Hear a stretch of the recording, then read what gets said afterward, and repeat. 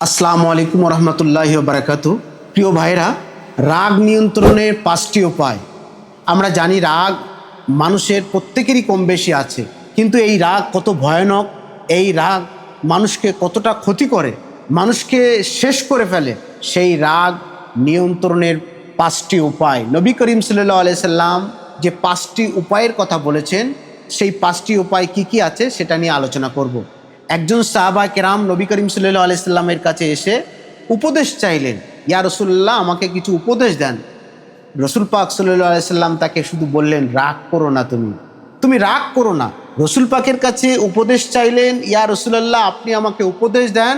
কিন্তু নবী করিম সাল্লাল্লাহু আলাইহি সাল্লাম তিনি বললেন যে, হে সাহাবা, তুমি রাগ করো না। বুখারী শরীফের মধ্যে স্পষ্ট করে আছে, রাগ করো না, এর থেকে বড় উপদেশ আর কিছু নয়।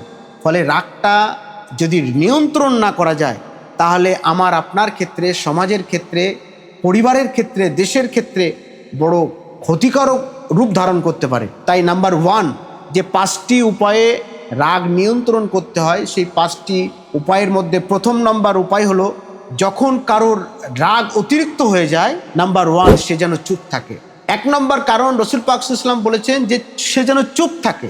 অতিরিক্ত রাগ হয়ে গেছে, সহ্য করা যাচ্ছে না, রাগের সীমা অতিক্রম করেছে, তখন তাকে খেয়াল রাখতে হবে রসুলের কথা অনুযায়ী তিনি শিক্ষা দিয়েছেন। নাম্বার 1, সে যেন চুপ থাকে। আমাদেরকে চুপ থাকতে হবে। চুপ থাকলে অনেক রাগ নিয়ন্ত্রণ হয়ে যায়।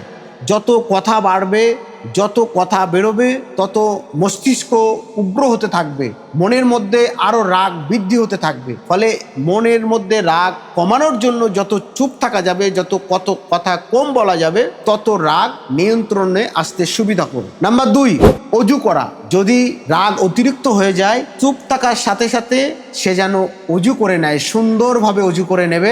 অজু করার পরে এসে স্থিরভাবে বসবে। নাম্বার 3, যদি কেউ দাঁড়িয়ে থাকে, সে যেন বসে পড়ে। রসুল পাক সাল্লাল্লাহু আলাইহি ওয়াসাল্লাম বলছেন যে রাগ কমানোর যে 5টা উপায়, তার মধ্যে 3 নম্বর হচ্ছে, রাগ হয়ে গেছে, খুব বেশি রাগান্বিত, আপনি দাঁড়িয়ে আছেন, বসে পড়ুন। বসে পড়বেন, দেখবেন অনেক রাগ আপনার নিয়ন্ত্রণে চলে আসবে। নাম্বার 4, আপনি বসে আছেন অথচ আপনার বিরাট রাগ হয়ে গিয়েছে, আপনি সহ্য করতে পারছেন না, খারাপ দিকে ধাওয়ার অনেক মনস্থির করে ফেলছেন। সে জায়গায় রসুলের কথা অনুযায়ী আপনি যদি বসে থাকেন, রাগ বেড়ে গেলে আপনি তখন শুয়ে পড়ুন।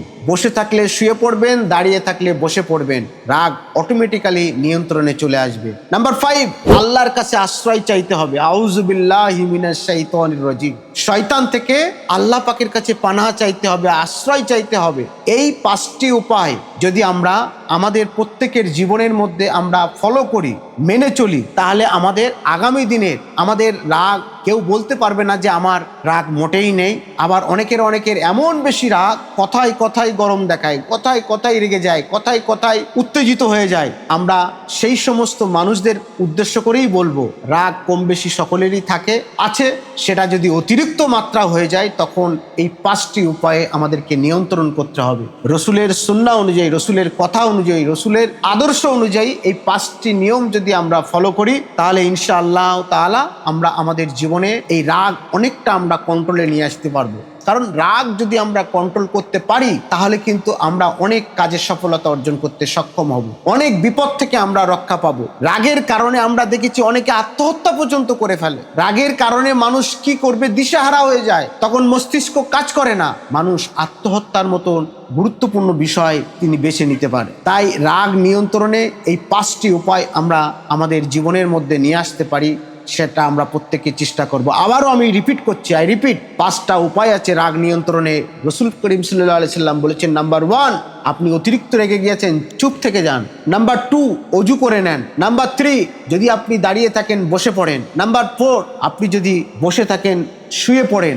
নাম্বার 5, আপনি শয়তানের হাত থেকে আশ্রয় চান আল্লাহ পাকের কাছে। আউযু বিল্লাহি মিনাশ শাইতানির রাজিম। এই বলে আপনি আল্লাহ পাকের কাছে আশ্রয় চান। আমরা বিজ্ঞানকে অনেক মান্যতা দিই। বিজ্ঞান এই রাগ সম্পর্কে কি বলছে? রাগের সময় রক্তচাপ অনেক বেড়ে যায়, আর রক্তচাপ বেড়ে যাওয়ার কারণে শরীরের মধ্যে অনেক রোগ অ্যাটাক করতে পারে, হৃদয় স্পন্দন দ্রুত হয়ে যায়। আমরা দেখি পালস, শরীরের পালস যেটা, সেই পালসটা অনেক দ্রুত বেড়ে যায় এবং এটা বাড়ার কারণে অনেক অনেক রোগ আপনাকে ধারণ করতে পারে। এমনকি স্ট্রোকের মতো বড় রোগ কিন্তু আপনাকে অ্যাটাক করতে পারে, আপনার হার্ট অ্যাটাকের মতো বড় ক্ষতি আমাদের আসতে পারে। তাই এই রাগ নিয়ন্ত্রণ করার যে 5টি উপায় নবী করিম সাল্লাল্লাহু আলাইহি সাল্লাম বলেছেন, সেই 5টি উপায় আমরা আমাদের প্রত্যেকের জীবনে নিয়ে আসার চেষ্টা করব। আসসালামু আলাইকুম।